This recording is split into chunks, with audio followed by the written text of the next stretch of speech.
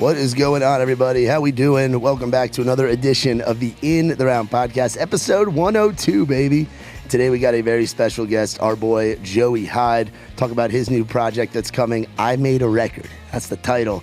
And our boy Joey's been in town for a very long time, has done everything from playing guitar and as a musician to as a songwriter to as a producer to doing the artist thing. And he's incredibly talented and super stoked for you all to hear our conversation with him on episode 102. Got to give a quick shout out to our friends in the apartment upstairs here at the studio, making all kinds of noise. I don't know who's living up there. Maybe it's an elephant. Maybe it's a big dog.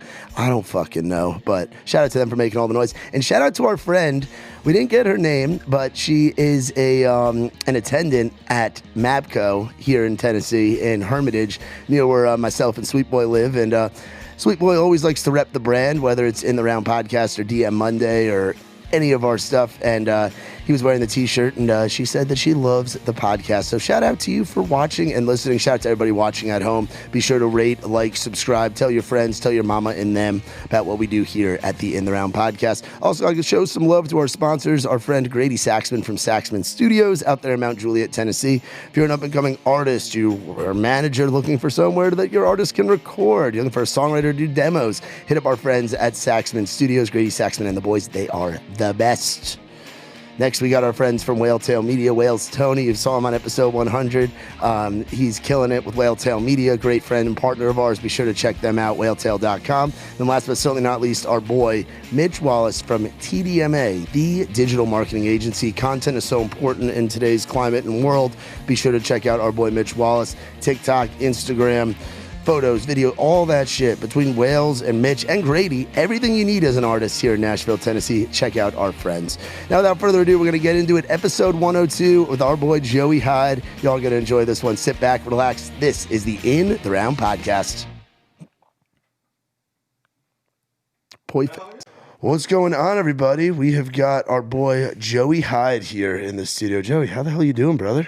I'm good, man. I'm real good. How about you? Doing good, man. I got it's good to be back in town. I was out. I'm out on the road every weekend doing that stuff. So, and it's cool to be doing a morning podcast because usually by the end of the day you're fried. You're worn out. You're fried. And you're like, damn, I gotta talk for like an hour with a guest and give the best podcast that I can. So doing it in the morning, fresh with a cup of coffee in me and some Adderall, it feels good. Having a little caffeine confidence helps with these kind of things for sure, man. So you've got the new record coming out. You just played one of our writers rounds. It was that was the first time we had met. Yeah, I'd never done that round. That was really fun. And cool you got to do it with your boy Brian Fuller. Yes, I did. He was the one who called me that morning. And we really appreciate you jumping in last minute. And you're in the early stages of dad life right now. You got a 2-month-old at home, so appreciate you coming out, taking the time to do that round last minute, to get out of the house. Absolutely.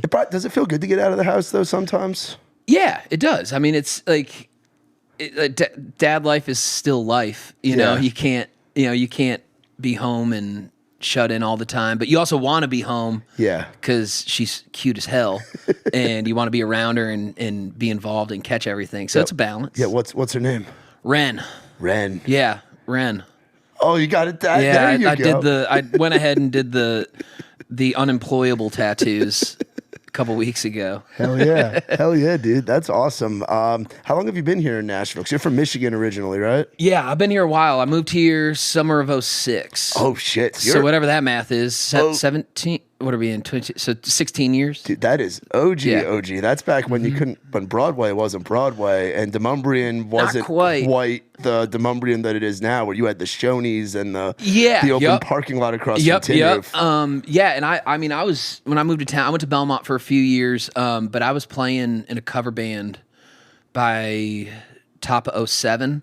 So I was like 19 and like my first gig was like the 10 to 2 at Legends Corner, kind of thing. Yeah. So the band I was in, we did Legends, the stage. We had every Thursday night for a few years at Tin Roof.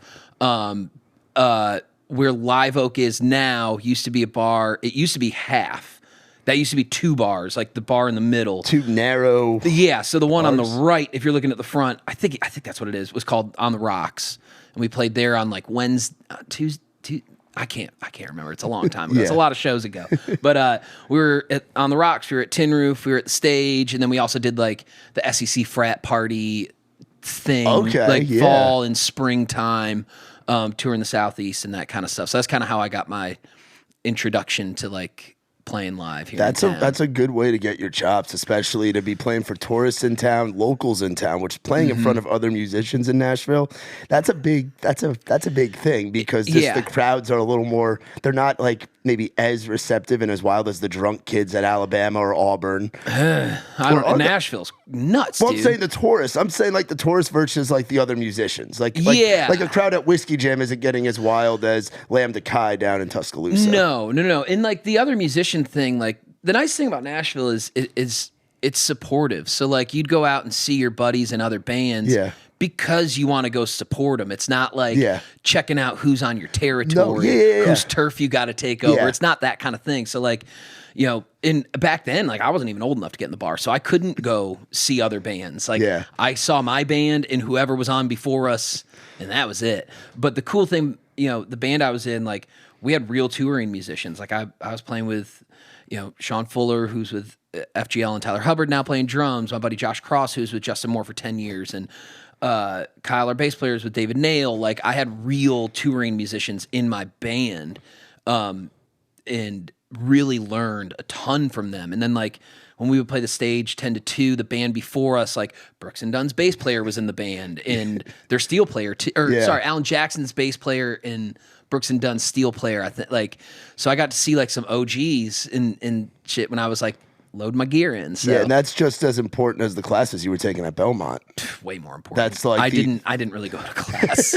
That's how I kind of felt like with where I went to school. I went to a place called Ryder up in New Jersey, and I ran the college radio station there. And it was like I was going to shows and doing the whole radio guy thing, like the radio promo thing, and doing all that. I learned more from that than being in public speaking class or communication law or any of that. And really, like to me, the appeal of like a Belmont is just location. You know, you're at the mouth of Music Row. Literally. So like I didn't have to go far to go see some of the best talent in the world. Like I was amongst it. I was surrounded by it. I wasn't a part of it yet, you know, and I still don't feel like I'm fully a part of it in a lot of ways, you know. But you're surrounded by it and you can go see it and witness it and learn from it in real time. Yeah, what was your first taste of Music Row? Was it as a writer? Was it as like an aspiring artist? Was it as like did you do one of those internships that a lot of Belmont kids do, or were you in like a studio getting your hands on the faders and shit? None of it, all of it. My first my first real kind of dive into it was my roommate freshman year. I went in blind, so I'd never met him. His name's Jeremy Brown. His dad is Jim Brown. Everybody calls him Moose here in town. He wrote 5 O'Clock Somewhere, plays keys and guitar for Bob Seger. Oh, no Big shit. session guy. Yeah. Keyboard session guy. And he would take me and Jeremy to sessions. So I was 18.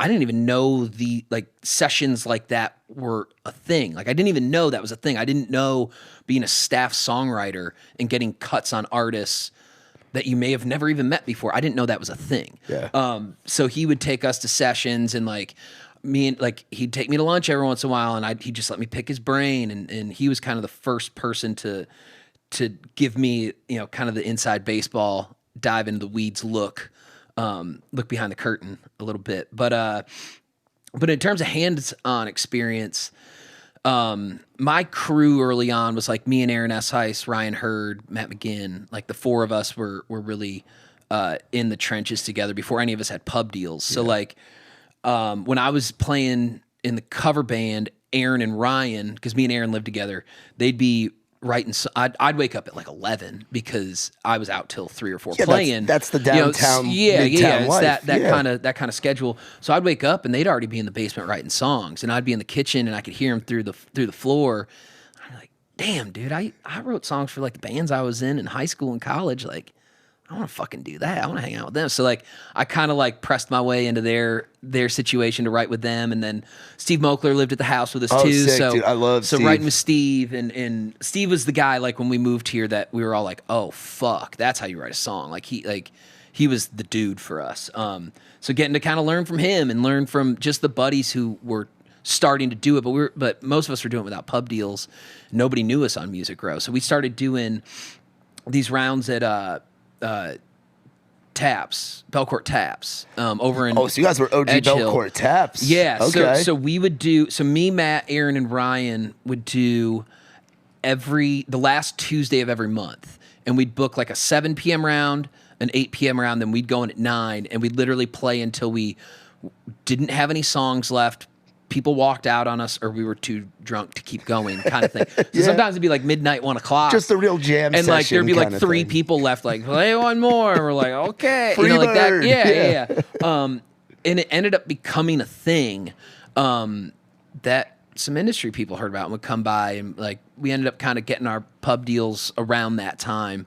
That was kind of the first like hands-on experience kind of thing. That's sick, dude. It's funny because I've talked about it on here a lot, where like Nashville kind of has its classes of people when they move here, and you find the people that you vibe with when you move here. Like there's a group of kids that moved here last year that are all starting to do stuff, like guys and girls that you see. And I moved here in 2018, and it's like I'm not a writer, a musician, or an artist. I'm just really good at talking and a good enough hang to be around and go out on the road with people. But it's like I'm seeing guys and girls that moved here around the same time as me. So it's got to be cool to kind of look back on those days 15, 16 years ago to where you guys are all at now, with like doing the family thing. Guys are out there doing the artist thing, doing the producer thing. Like to think back to those late nights grinding and living off that broke musician life, little Caesar's pizzas. to working your way up. Do you remember your first cut as a writer?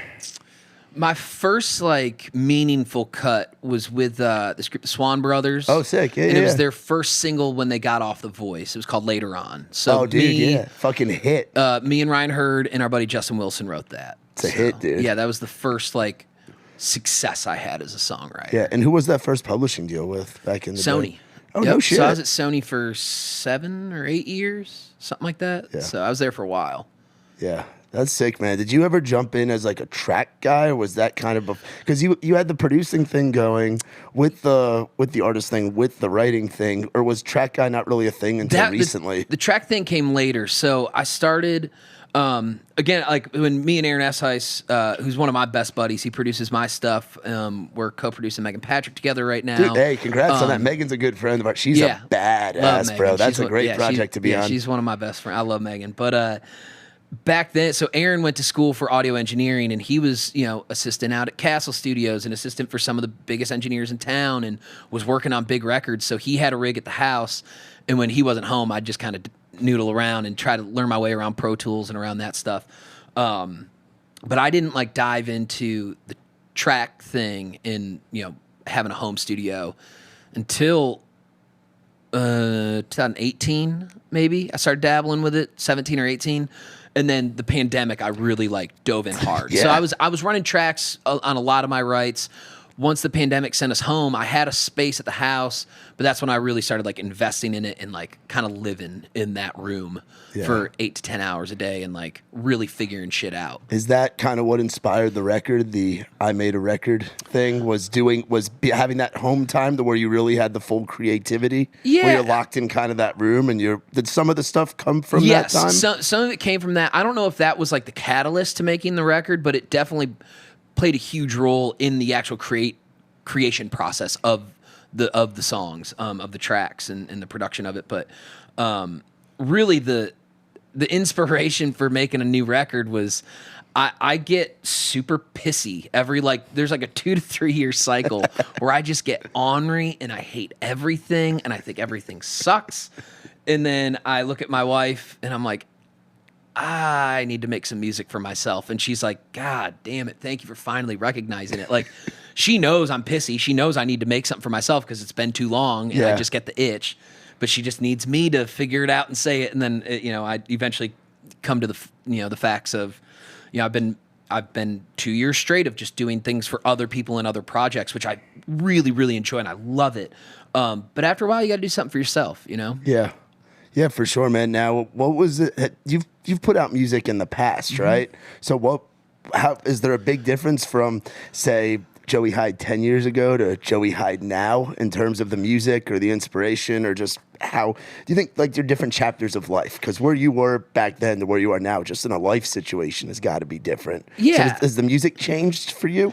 Not a ton, to be honest. I think it's better than it was in the past, and I think that just comes from like that blue collar mindset of like putting your head down and getting your 10,000 hours and just writing another song and another song and another song and another song and making another record, another record, another record, and making more tracks. Like just getting more experience so that you're just better at it. But in terms of the style, I think I've had a thing. Because your melodies are fucking insane. They just get stuck. Thanks, man. They get stuck in my fucking head, which I love and I hate because I'm just humming them all along. Thank you. But yeah, I think I've been doing a lot of the same core things for a long time now. Just think the songs have gotten better, and I've discovered who I am as a person more. Yeah. And I think that shows more as you get more experience, and which means it shows more through this new record that's about to come out. Hell yeah. And there's you definitely have like some rockin' kind of influence in there. You think some of that comes from growing up in Grand Rapids, Michigan? Like Michigan is such a rock place, like Detroit Rock City and all of that stuff. And you got guys like Kid Rock coming out of there. You got guys like Bob Seger. You got folks that are coming out of that scene. You think coming from where you come from, that kind of inspires the rock stuff, some of the pop and like. You didn't grow up in the South. I mean, Michigan does have some country areas, and it's very Michigan, and it's blue collar has some country motherfuckers. It's blue collar as fuck, but there's more than just like the Southern gospel country music that a lot of our friends grow up listening to down here. So, what was it like growing up there, and how did that inspire you musically? Yeah, I mean, honestly, I never listened to country music till I moved here. I mean, my house was very much rock metal. I mean, that was my dad. Like the whole record collection is Zeppelin, AC/DC, Thin Lizzy, Rush, Sabbath, Ozzy, like I mean, like that kind of shit. So like when I first started playing guitar, it was like I literally would go in the basement and move the needle on the record until I realized, oh, my dad has all these on CD, so that would be easier to rewind. Just like learning riffs and learning guitar parts and learning solos and singing along, learning how to harmonize with them, like that kind of thing.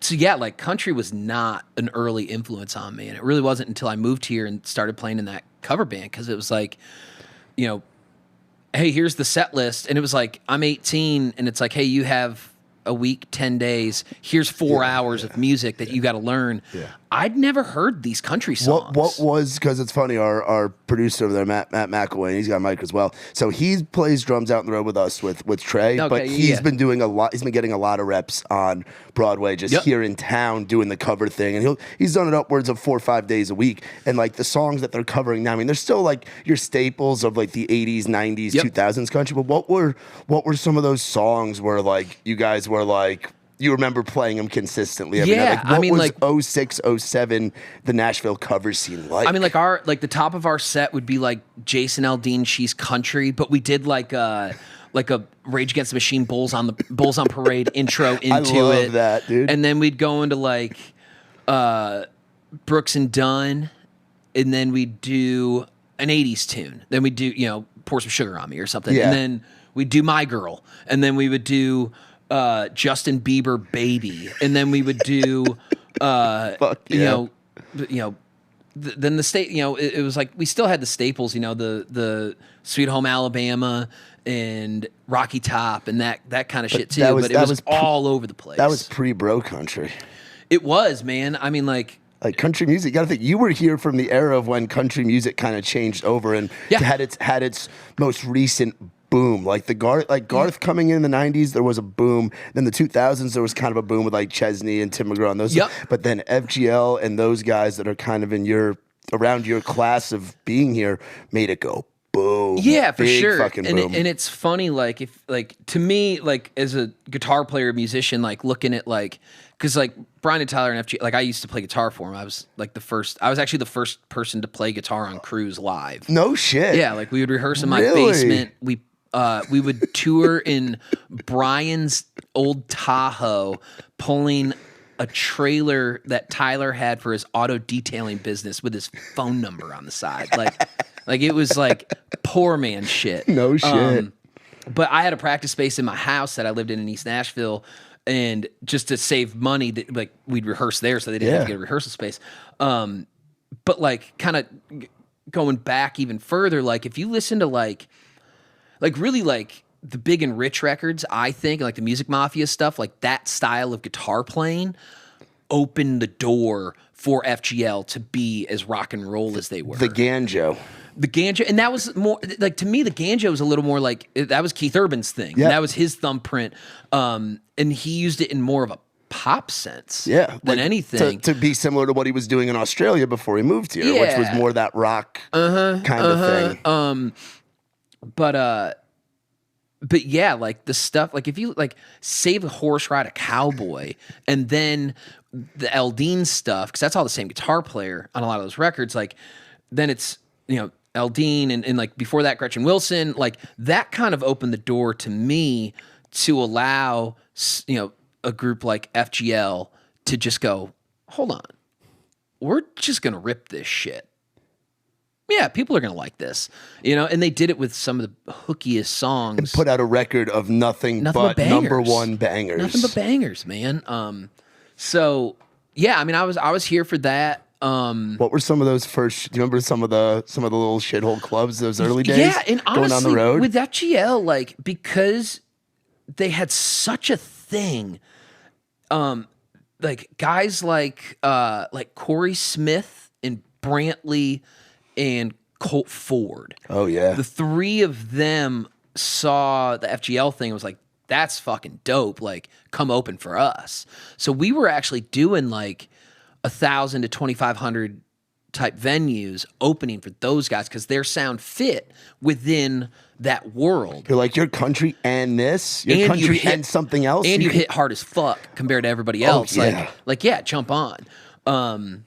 So we were doing that, and then like I remember we did I think it was like St. Louis opening for Brantley, and it was like 2,500 people, 2,000 or 2,500. I think the Pageant is that venue. And that was back when Brantley was partying. No, I think he maybe had just gotten sober. I can't remember, but like we played there, and then within 6 months we were doing a smaller club headlining. They were doing a smaller club headlining, and they'd sell out 300-400 tickets like after playing only one show in that market. And that was before social media and before all that stuff where you could, get something viral and people know about you from across the country. Like when you had to get on the road and actually play for people, and they were earning fans immediately.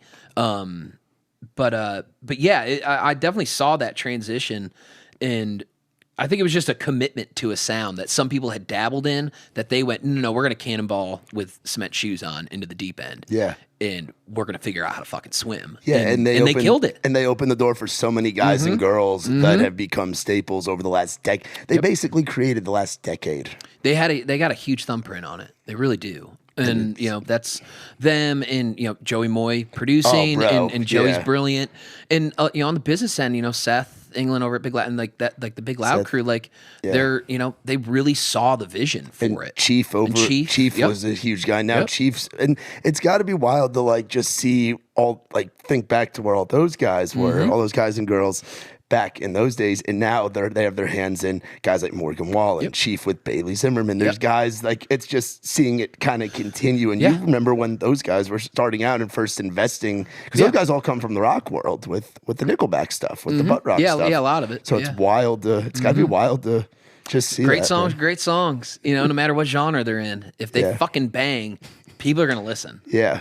Yeah. So who are some? So for you with this record, are you looking to get out there and start touring and doing that stuff? Yeah, totally. I mean, I don't really have a drive 55 speed. It's like I'm pretty much on 100 most of the time. That was a Sammy Hagar song, wasn't it? Yeah, I can't drive 55.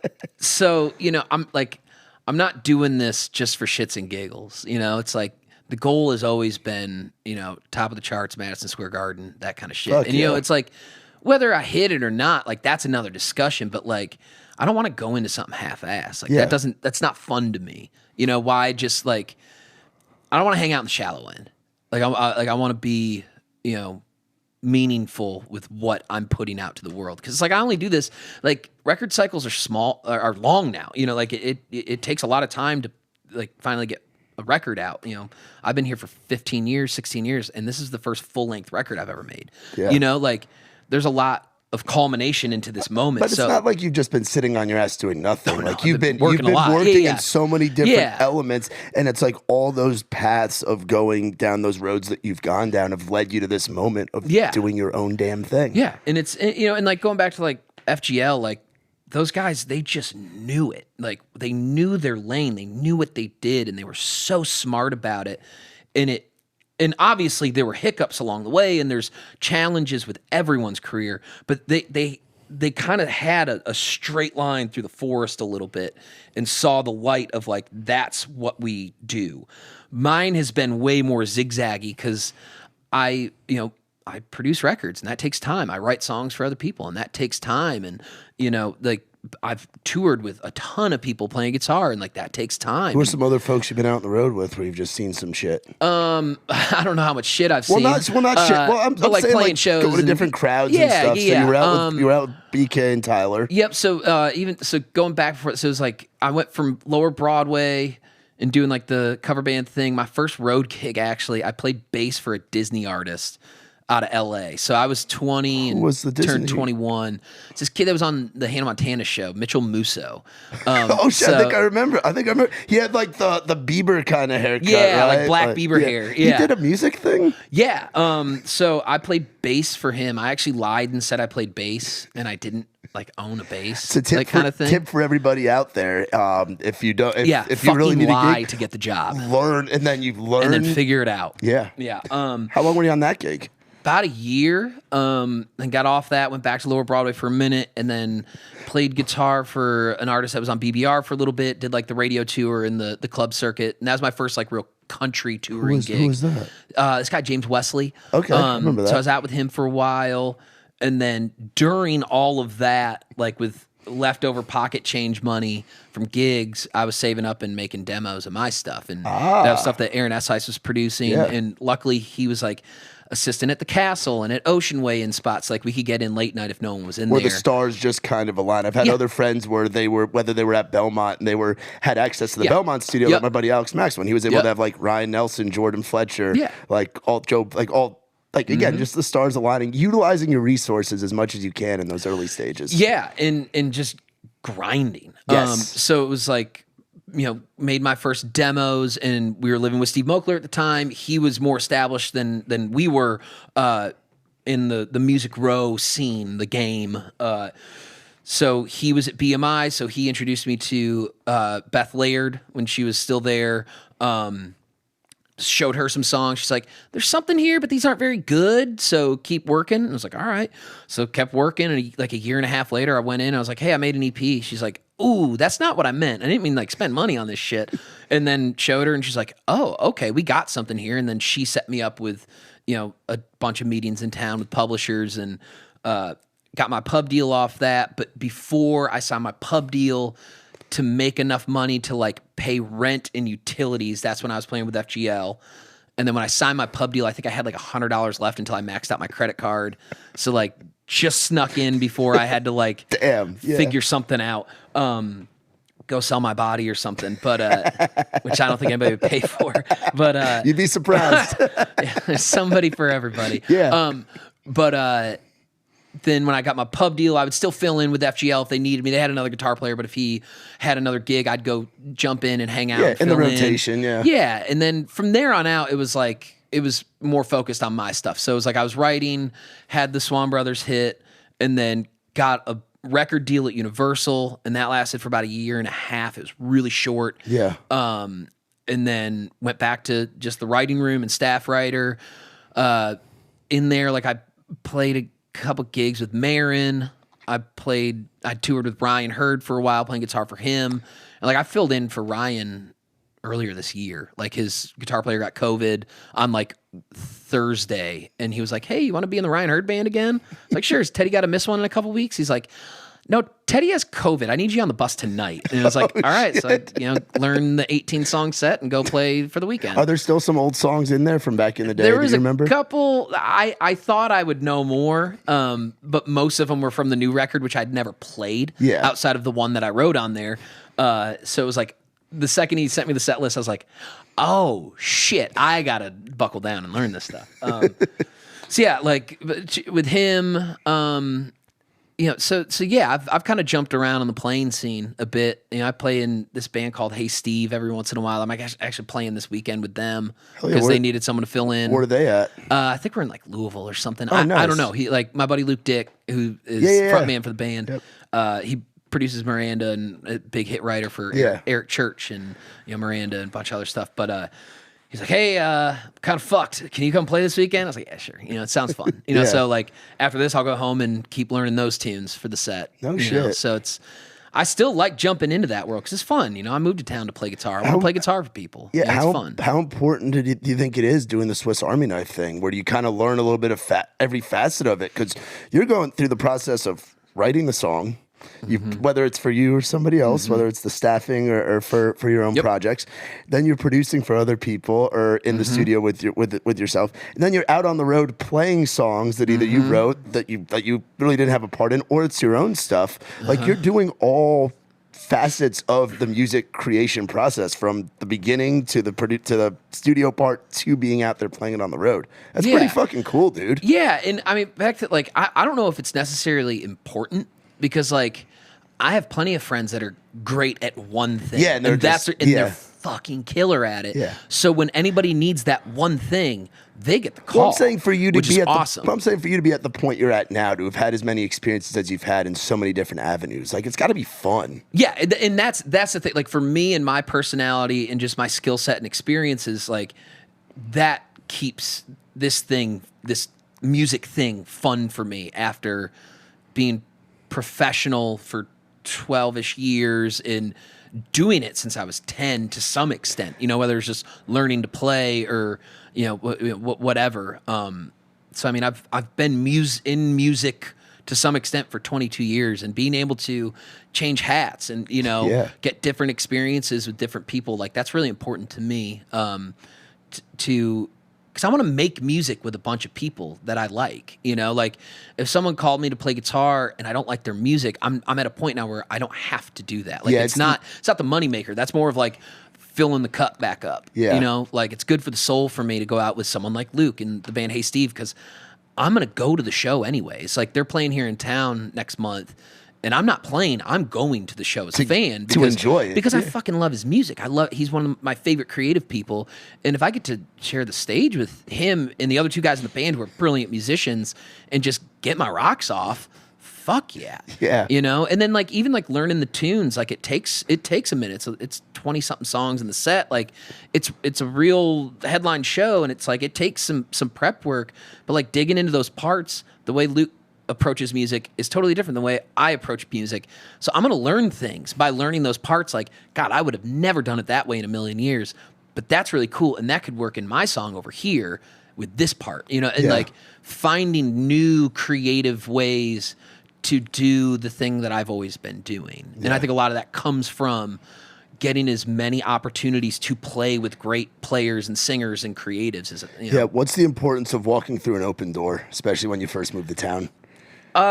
It's like taking those opportunities when you first get just advice. We have a lot of like young writers, artists, producers, content creators that are here in Nashville that watch and listen to this thing. So like taking opportunities and like things like that. Like where were some places early on where were you hanging out at Tin Roof? Were you going to Whiskey Jam when that first started? Where were some of your networking spots? I mean, for me, a lot of that early on, I was at those places because I was playing there already. I got really, really, really lucky and blessed and fortunate that I met my buddy Josh Cross within like 2 or 3 days of being at Belmont, 2 or 3 days of being in Nashville, and he had a gig on Lower Broadway. Yeah. Oh, sorry, the ghost got us.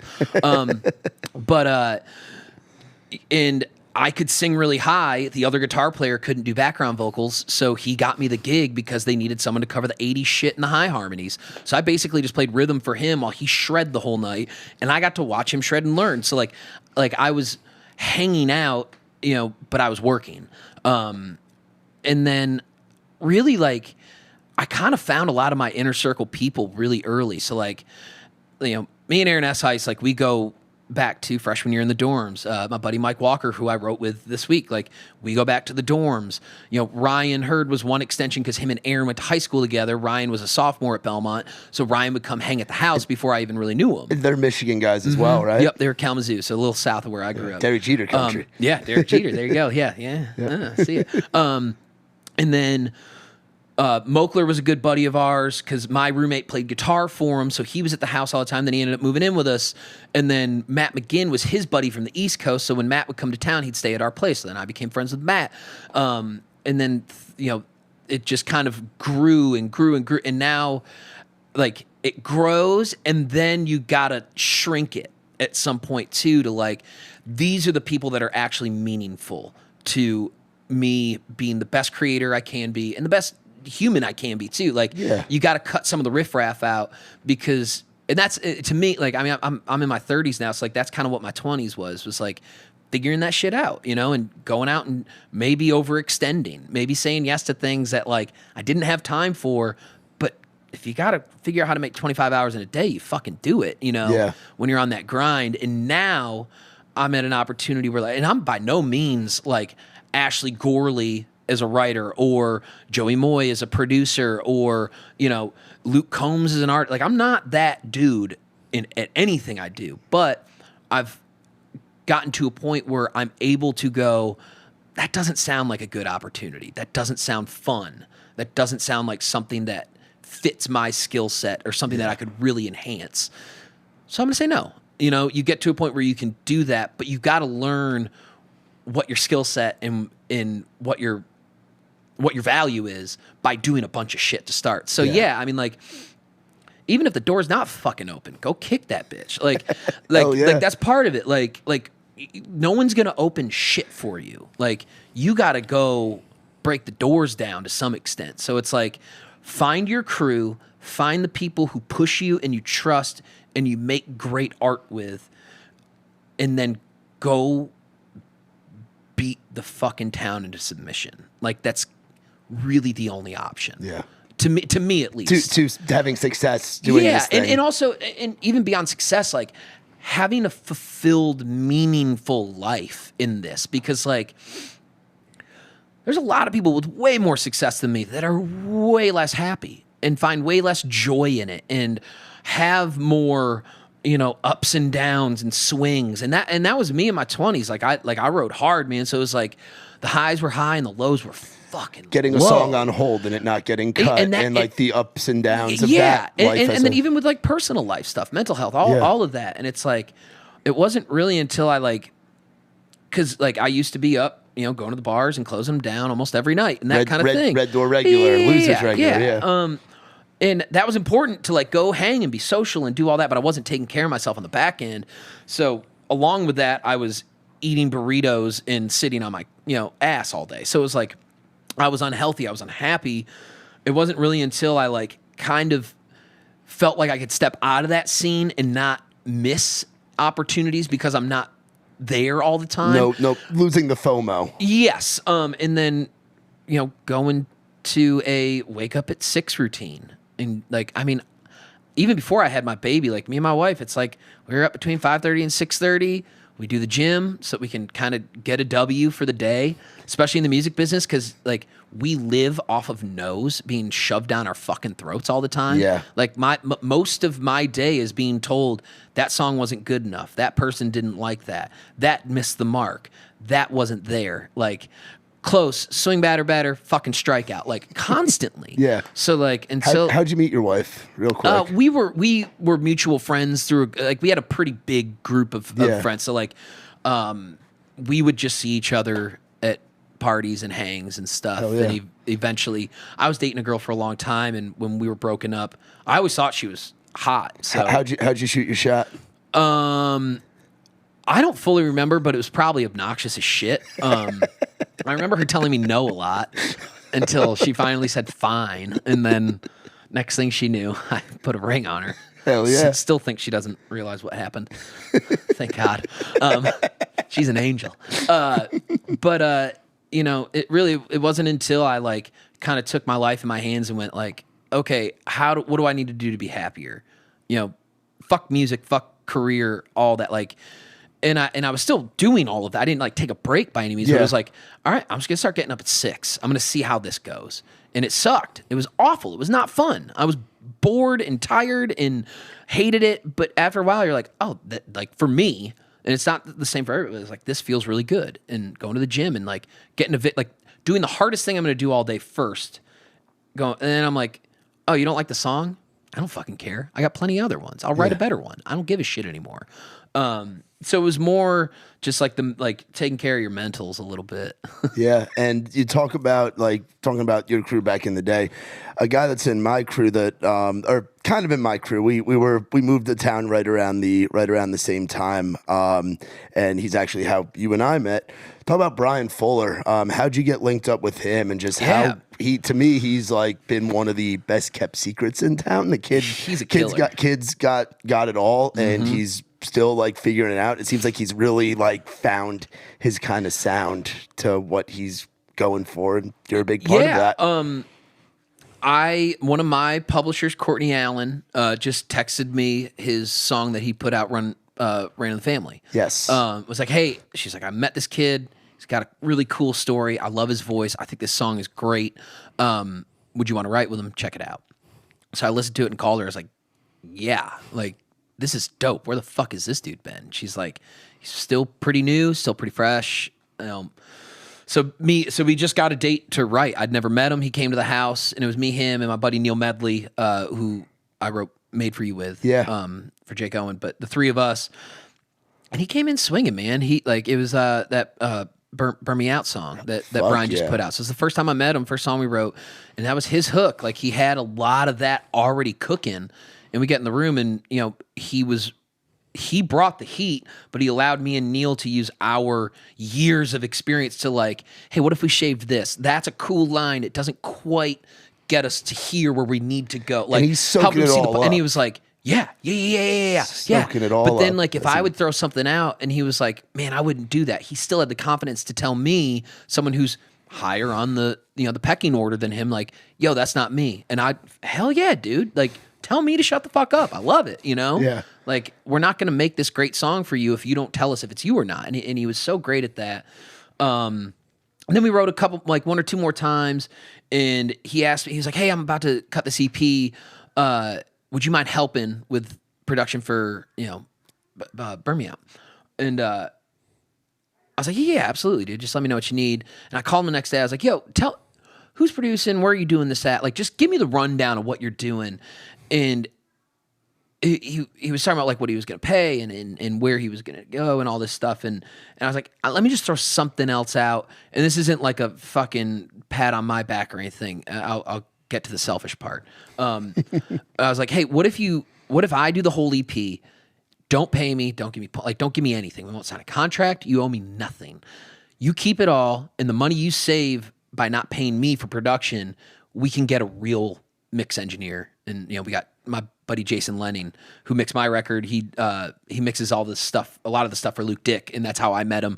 But Jason had just finished the new Miranda record, mixing that. I was like, listen to that record. You want to sound like? And he's like, yeah, that sounds fucking awesome. I was like, okay, don't pay me, pay Jason, so that when you get your song on a playlist, you're beating everybody's ass, kind of thing. Like let's make this real pro. So we're pretty much done with that EP. I think I just kind of make some mix tweaks and master the last song. And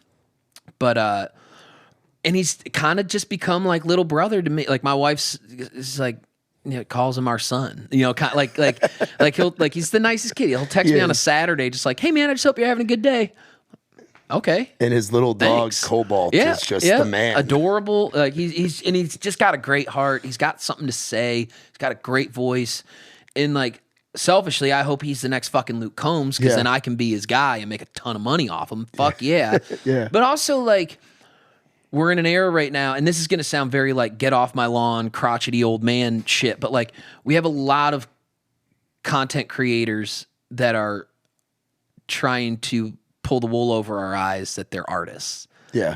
And they might make something cool, but they don't really have anything to say or anything to give us that we need kind of thing. And I think there's a difference. And I don't say that to dog content creators or, artists, because there's a ton of shit ass artists out there too, Yeah. And there's a lot of really fucking great content creators. Yeah, it goes both ways. But those are two different things. And I think right now there is a little bit of a dilemma in town of people thinking that the great content creators are great artists. And those are separate things. Sometimes they can be, but sometimes the great content creators are being lifted into this great artist, the great new artist, thing that they're just not. And because they're not artists inherently. They don't actually have something to say and to give. They just have the following and the vessel for it to get out there a little bit more than the person that has the great song and the potential, because they're not there yet. These guys already have the following. And they have the following and the vessel because they created really great content, things that people want to see, which is vital and which is important and which is difficult to do. Like, it's not easy to get a bunch of fucking likes on something and to get a bunch of fucking followers and subscribers. That's really hard to do. I'm fucking awful at it. Yeah, I'm fucking terrible at it. So that is a skill within itself, but I'm seeing a lot of blurry in between of people thinking one is the other, and then artists being forced to be content creators when it's like that's not their thing. And so with Brian, I think he's a fucking great artist.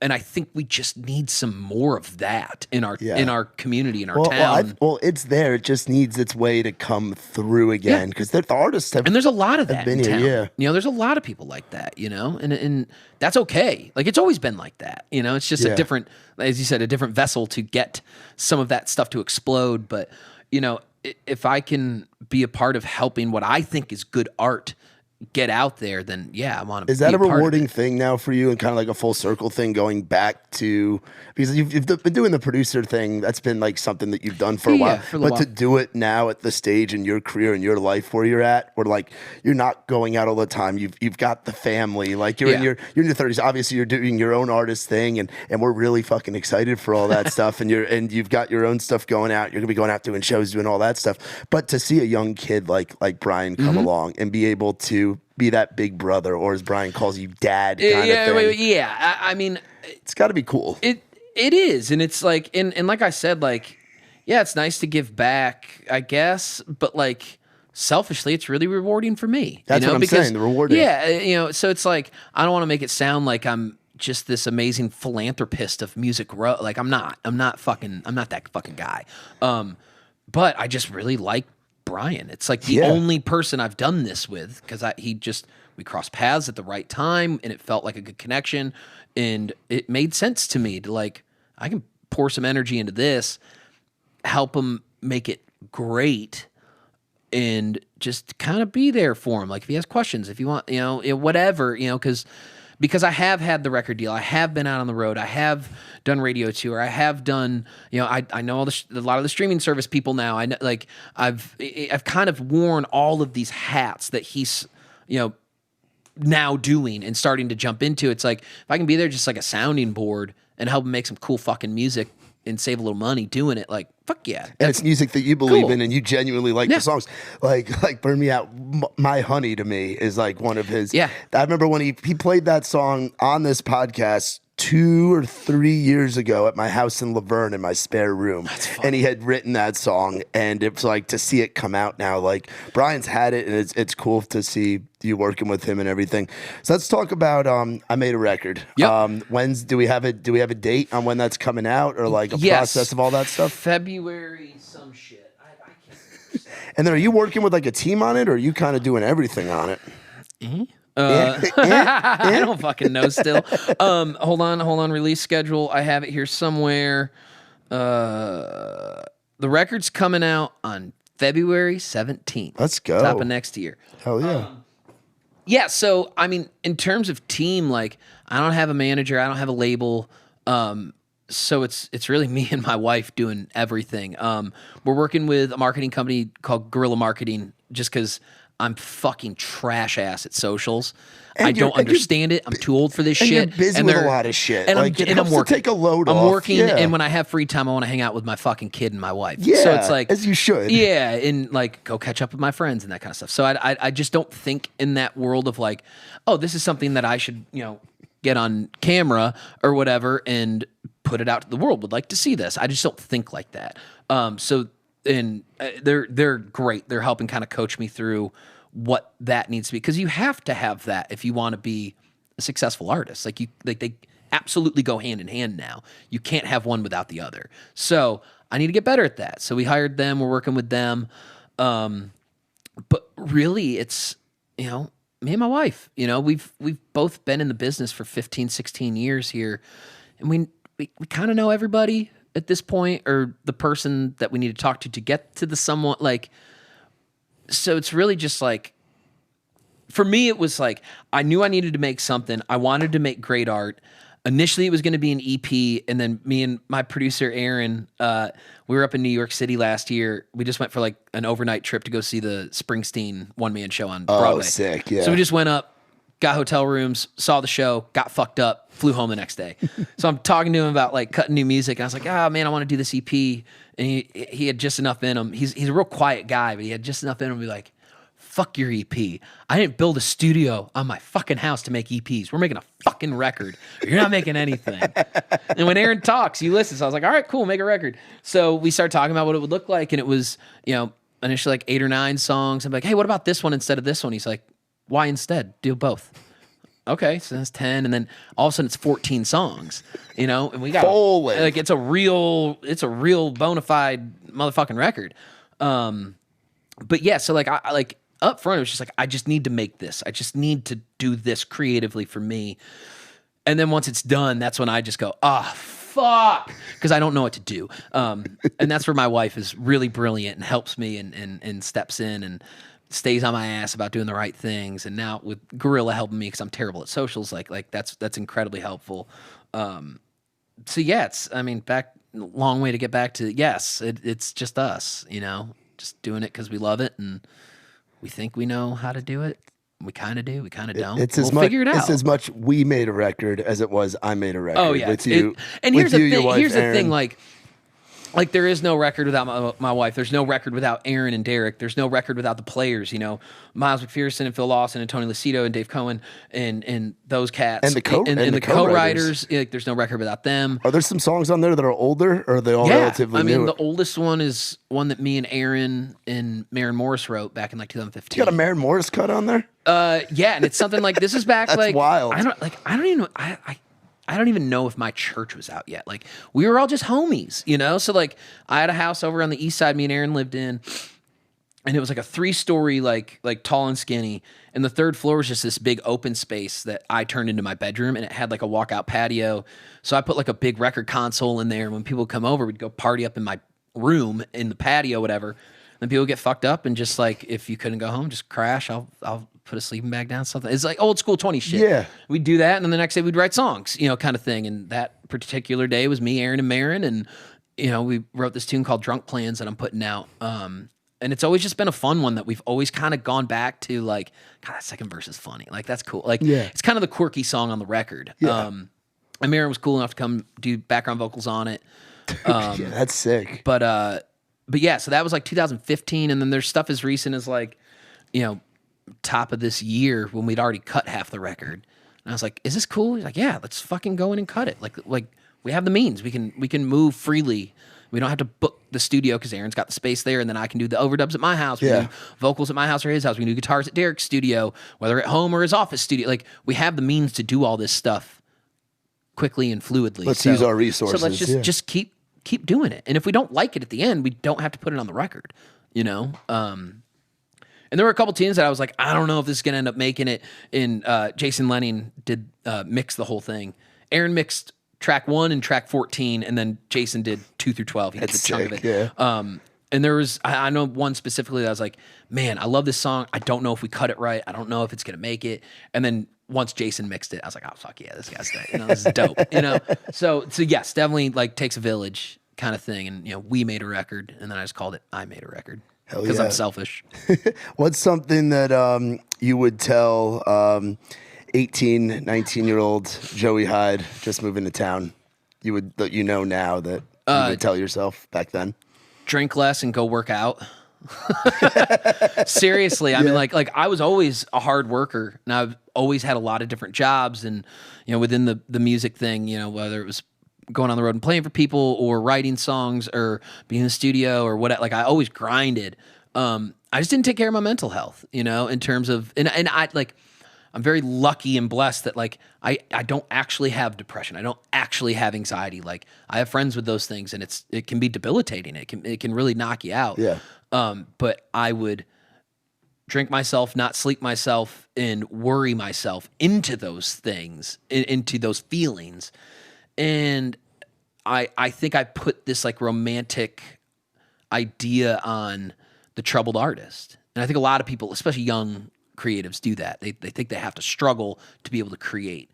And now that I'm not struggling, and I don't even mean that from like a financial standpoint, I mean that from like mental health. I have a routine. Like I'm up at 6, I go to the gym, I get home, I hang out with my baby, I pick up my house, I do an hour or so worth of work before my co-writers come. They come, we write a song, I stay in the studio for a few more hours, then around 6 o'clock, I'm fucking done. I'm eating dinner with my family, giving my baby a bath, giving her a bottle, putting her to bed. Me and my wife hang out for an hour. We go to bed. Like it's that's as great as it can possibly get. With fun stuff mixed in on yeah. certain nights. And then I pick my moments when I go on the porch and I drink a case of fucking beer, and sleep on the couch. Like there's still some of that, because that's still innately in me to some extent. And I still go out and see my friends and do like I think I'm gonna grab lunch with a bunch of buddies after this because I'm in town and I'm not at the house working. So there's still fun stuff. We take trips, we do all that. But like when it comes to the day to day, every moment doesn't have to be this wild, like, gotta go, like get this. And like, if I could go back and tell myself, it'd be put the blinders on a little more. Like you don't have to be out all the time. Go to bed, go to fucking sleep, don't stay up till 2. And then in the morning, stop sleeping. Wake the fuck up and go do something. Yeah. Just go walk around the neighborhood. Yeah. Clear your head, get your body moving, and your work will get better. At least in my experience, the work got better because I got more focused on what works for me and how to function at a higher level, kind of thing. So really it has nothing to do with music or the industry or networking or go. It has to do with stop, I was putting a lot of focus on the wrong things. Yeah. Yeah. Yeah, and that comes with maturity and time being in town and working through all that shit. Now, a couple Nashville questions. Yeah.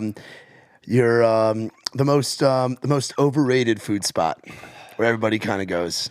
You're doing overrated, underrated, because you've been in town for a while, so you've seen things come and go. Overrated in general is just hot chicken. Hot chicken, not your thing? It's just stupid. Like the spices don't actually add flavor. It just adds unnecessary heat. And I like spicy. I would say hot chicken in general.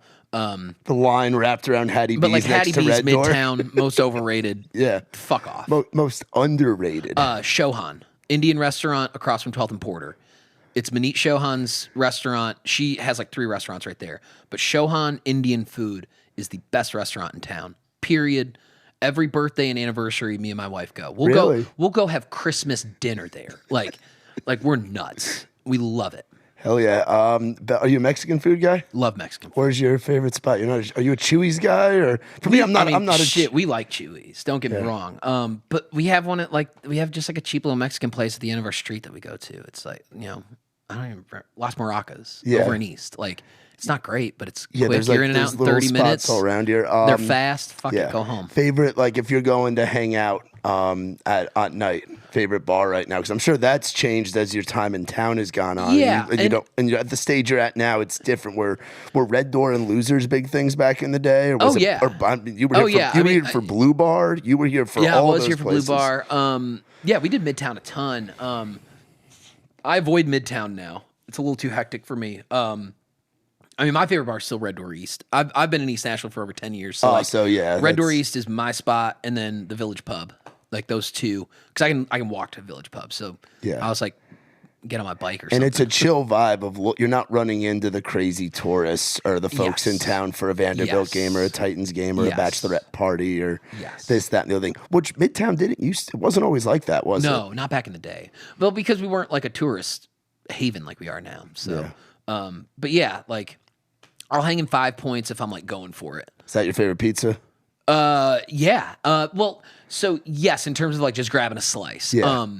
Smith and Lentz across the street on Main Street. It's a bar that does pizza. But it's got like the bar pies, like with like thin crust kind of stuff. Not quite that. It's just fucking good. They do like a hot honey pepperoni drizzle thing that's just knockout. McElwain, make notes of this. We're gonna have to go there. Smith and Lentz. It is like they don't advertise the pizza, but it is sneaky, like the best flavor pizza in town, in my opinion. What was you got to watch Whiskey Jam come out? What was some of your early Whiskey Jam memories? Early Whiskey Jam memories. Played it. Got a lot. Did you play it with Florida Georgia Line?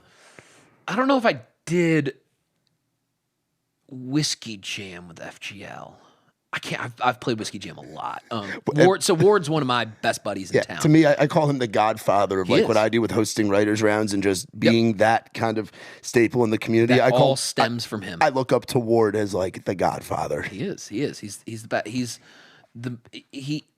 He blows my mind, like how many things he does, and he has 4 kids and a wife at home, and he has a happy home life, and he still was able to go on vacation and like do be one of the best dads you'll ever see. Just a great dude all around. And he's doing the Apple Music country stuff. He's hosting the radio shows and doing everything. Yeah, man. I mean, Whiskey Jam shit. Like we used to do before Ryan and Marin had their record deals, before they were dating or anything. Like we would do nights where it would be the 2 of them fronting and playing their songs.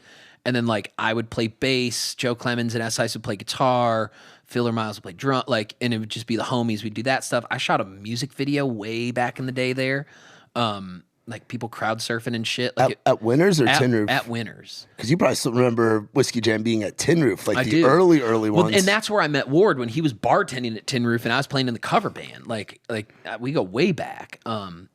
So yeah, I've got a lot of memories at Whiskey Jam. Shit.